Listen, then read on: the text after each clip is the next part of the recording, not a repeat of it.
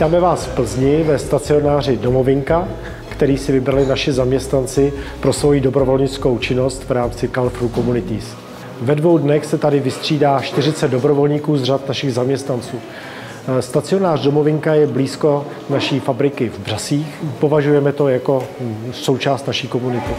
Tento projekt byl určený pro stacionář, pro seniory a já jsem strašně ráda, že jsme se do tohoto projektu dostali, protože vidíme tu úžasnou profesionální práci a naši klienti jsou maximálně spokojení, že ta jejich chodba, po které chodí každodenně, několikrát denně, se rozářila. Chodba je fakt prostě nádherná.